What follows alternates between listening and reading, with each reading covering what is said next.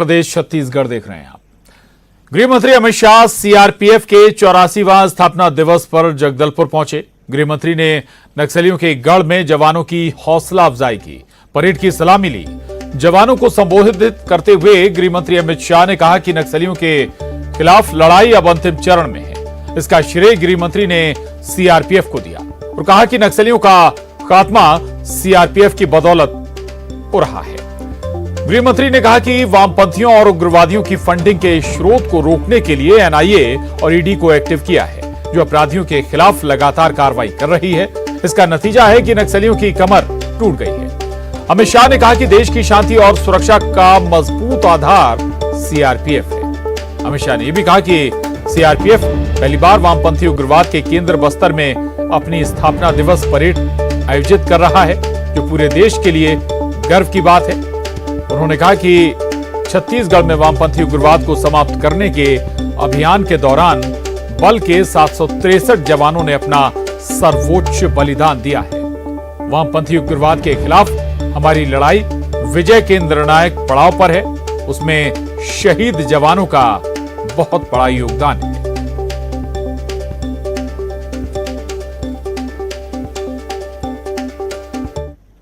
CRPF की स्थापना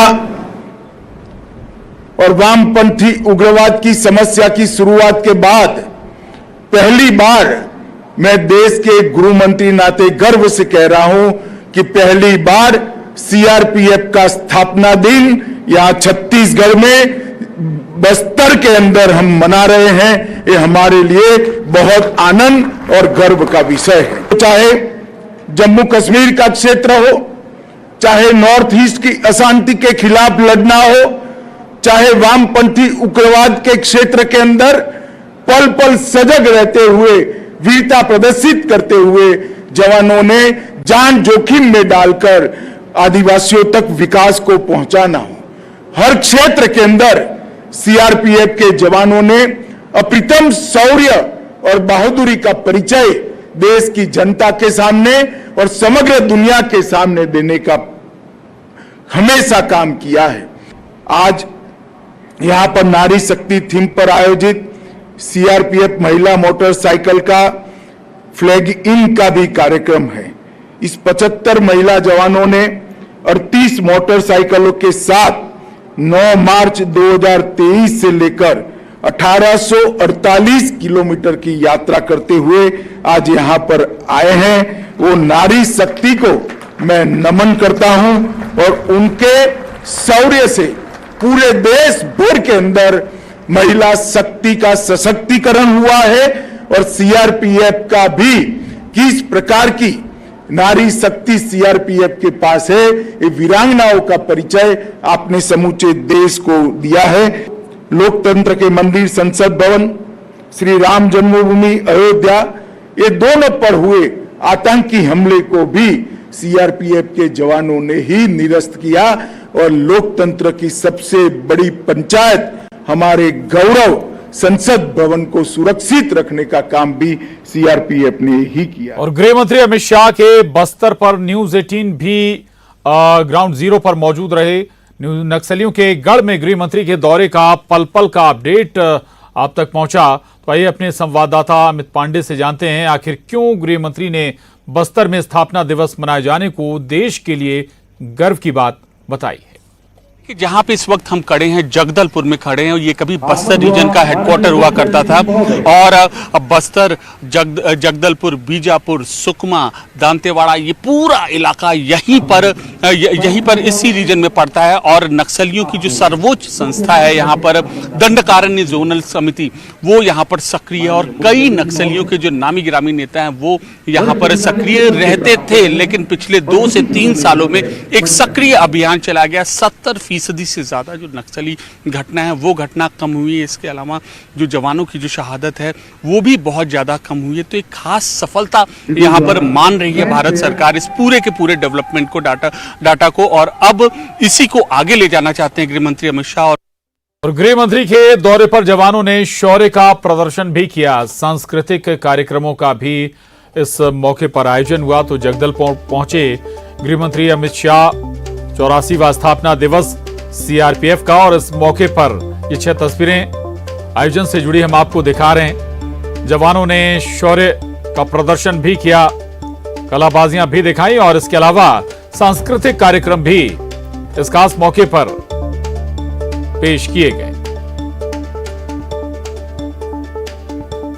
तो लोक नृत्य से लेकर जवानों का शौर्य तक सीआरपीएफ के 84वें स्थापना दिवस के मौके पर नजर आए।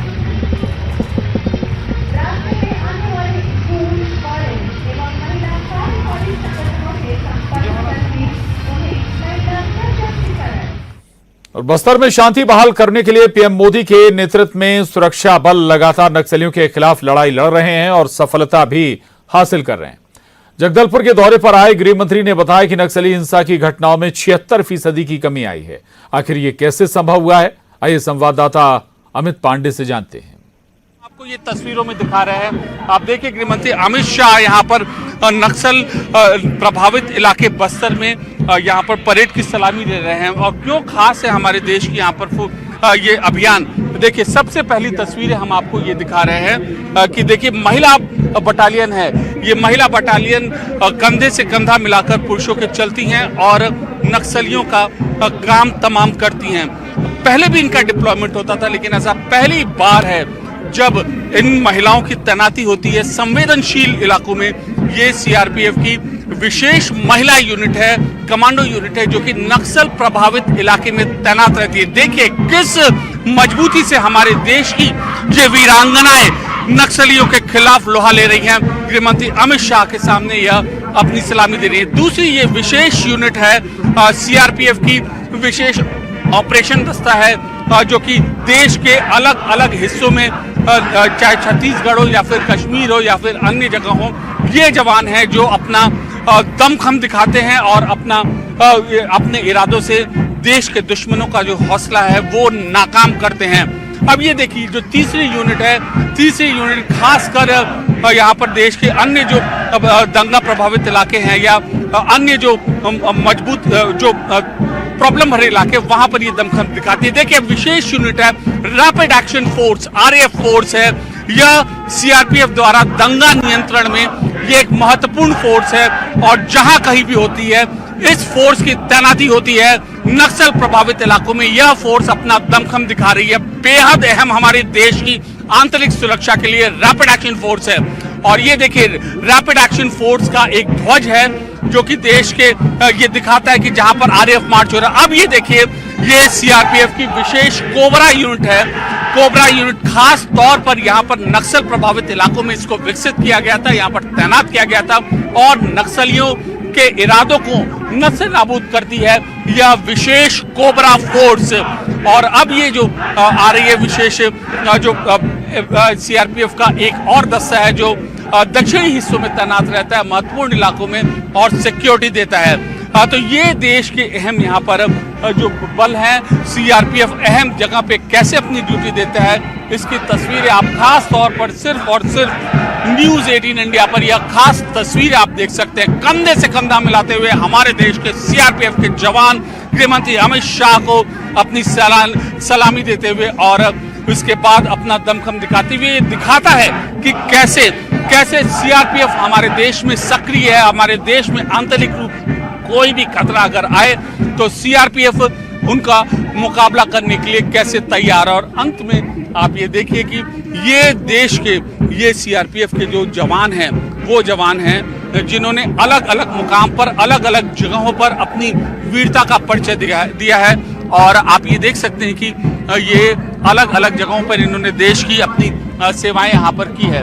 इसके अलावा आप अलग ये कुछ आप उनको भी देख सकते हैं, वीरांगनाओं को, वीर सपूतों को जिन्होंने अपने प्राण न्योछावर किए हैं। पद्मश्री पुरस्कार विजेता गृह मंत्री अमित शाह को यह अपनी सलामी देते हुए।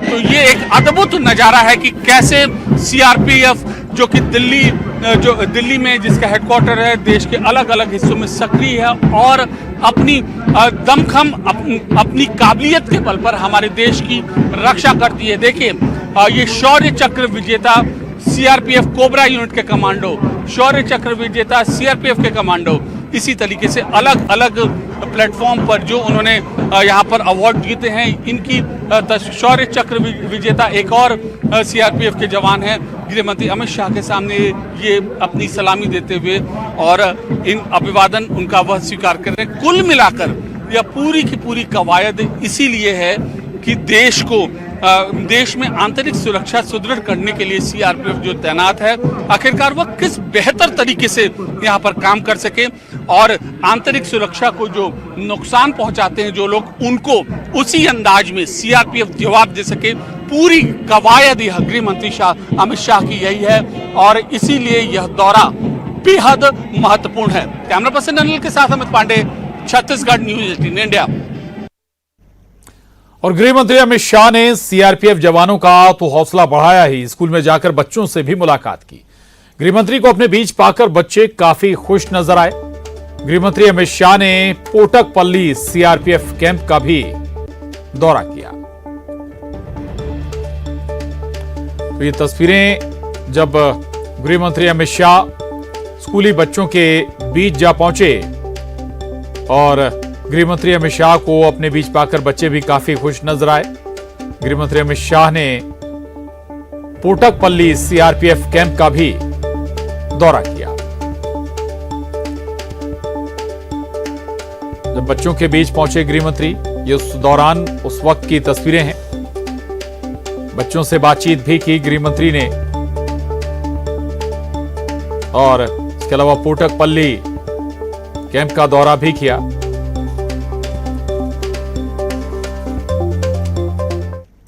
और अब रुख करेंगे कुछ और अहम खबरों का। जांजगीर चांपा से बड़ी खबर इस वक्त की। पलाश चंदेल की अग्रिम जमानत याचिका खारिज हो गई। जिला कोर्ट से विशेष न्यायाधीश KR रिगरी ने याचिका खारिज कर दी। शादी का झांसा देकर महिला से दुष्कर्म का मामला है ये। 19 जनवरी को थाने में FIR दर्ज कराने के बाद से पलाश चंदेल फरार चल रहा था। नेता प्रतिपक्ष नारायण चंदेल का पुत्र है पलाश चंदेल। ये बड़ी खबर है जांजगीर चांपा से। दरअसल पलाश चंदेल की अग्रिम जमानत याचिका जिला कोर्ट से खारिज हो गई है। विशेष न्यायाधीश KR रिगरी ने जमानत याचिका को खारिज कर दिया। आपको बता दें कि शादी का झांसा देकर महिला से दुष्कर्म का आरोप है पलाश चंदेल पर। 19 जनवरी को थाने में FIR दर्ज होने के बाद से पलाश चंदेल फरार चल रहा है। पलाश चंदेल छत्तीसगढ़ के नेता प्रतिपक्ष नारायण चंदेल का पुत्र है।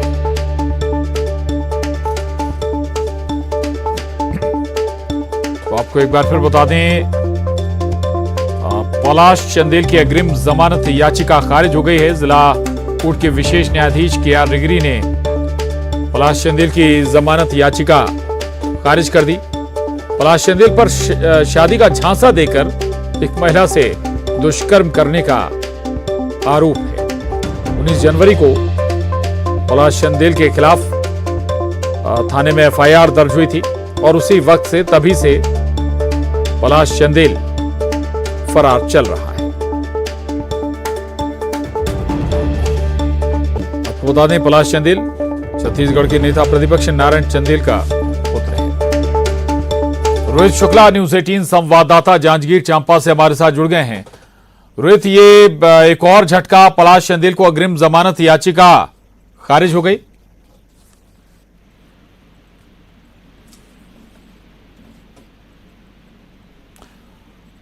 रोहित, आवाज आ रही है आपको? जी प्रशांत, बिल्कुल, एक और झटका लगा पलाश चंदेल को।